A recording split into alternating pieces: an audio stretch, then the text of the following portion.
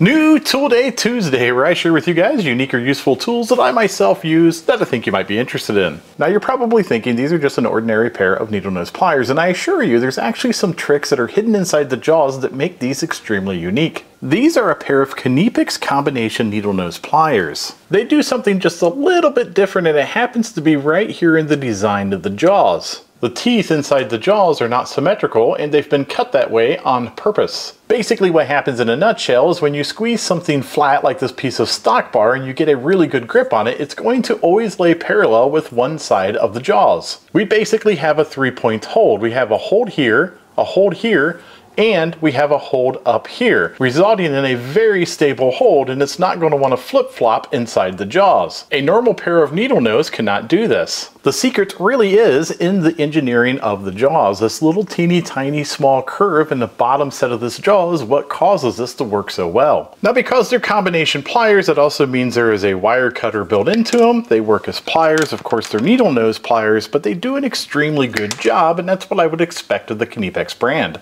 There is also a groove milled into the tip of the pliers, making it very easy to grab a hold of a piece of wire and manipulate it. And the design of the jaws have also been engineered to grab a hold of round objects and get a really good purchase on those as well. Again, these are the Knipex 08-22-145. These do have the comfort grip handles on them, and they feel really good in my big hands. As with anything made by Knipex, they do carry a lifetime warranty, and we know that warranty is honored very well. You do have to ship them back to Knipex, but they will ship you a new pair. If you like these types of videos, don't forget to like and subscribe. Take a look at some of my other videos, and at the very least, you might be entertained.